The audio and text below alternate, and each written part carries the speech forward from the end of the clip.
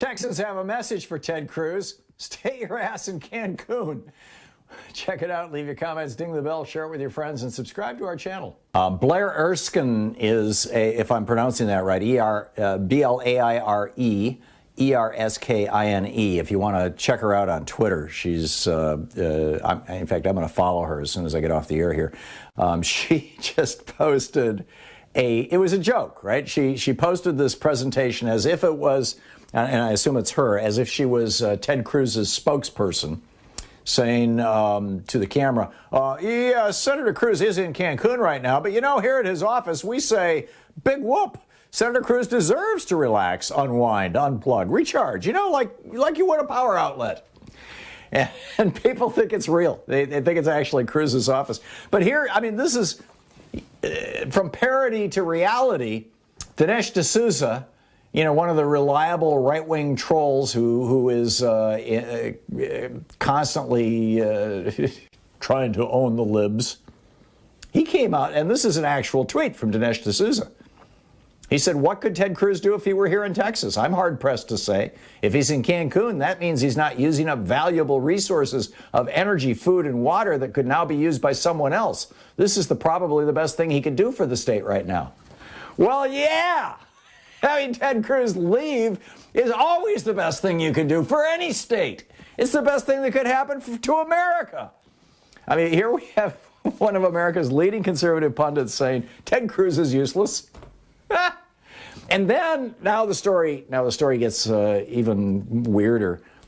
Cruz contacted the Texas State Police and the Department of Highway Patrol, or whatever it's called. There's an acronym for it, and asked them to meet him at the airport on his flight back from Cancun, so he doesn't have to go through what Lindsey Graham went through, where people, you know, yell at you in the airport.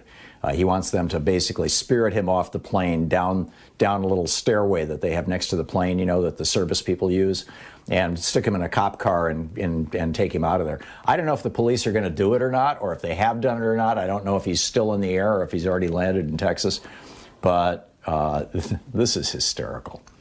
CJ in Cibalo, Texas. Am I saying that right, CJ? Thanks for calling. Thanks for listening to us on Sirius XM. What's up? All right, Tom. How you doing? This is Cibalo, Texas. You took all my thunder with the Ted Cruz thing. It's like these people down here are getting a reality check on when capitalism meets deregulation, and everybody down here, we know what's up. We know that it's not the windmills, it's not a political thing.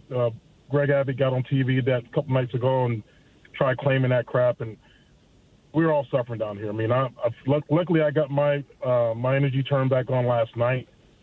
It's been on ever since, but there's some people who don't have it. We got people who are on dialysis. We have people who have LVADs at home and don't have power. It's not a joke. I know we don't get this down here a lot, but right now we're in the middle of another snowstorm. The city to my east is getting about a half a foot right now, and it's probably going to happen again. This is going to happen over and over again. Even the guys who run ERCOT, the top guys, one guy lives in Germany. You know, and there's this is the Power Oversight Board in Texas. Actually, it's a minority of the members, but what is it? 3 of the members don't even live in Texas, and one of them lives in Europe. One of them lives in Germany, yeah. And the other one, I think another guy lives up in Florida somewhere.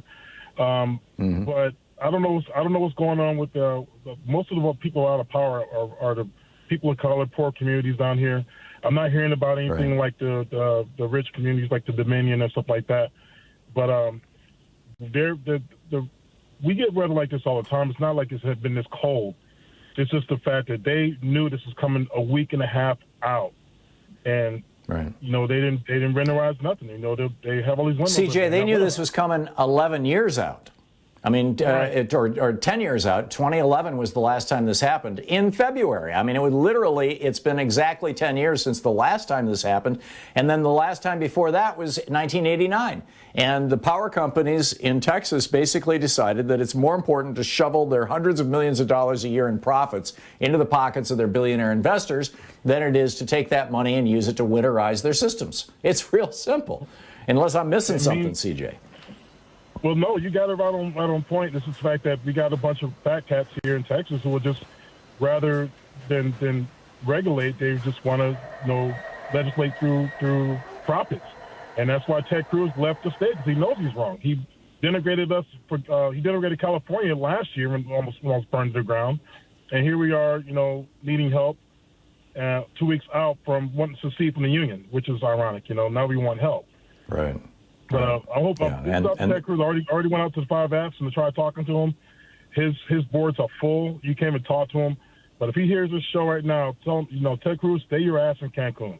We don't need you here. You're not helping. There you go, CJ. I get it. I totally get it. And thank you for listening to us there in Texas. I'm glad your power is back on. You're absolutely right. This is a life and death issue, from people who are on ventilators or dialysis, who need, the electricity to literally stay alive, to people who have, for example, insulin in their refrigerator that can't hit room temperature, or it degrades very rapidly. And that's probably millions of people in Texas, not just, tens of thousands. This is a screaming disaster, and it was all fueled by this Republican lie that markets solve everything, that government has no reason, no purpose, can never do good. It's just plain old flat out wrong.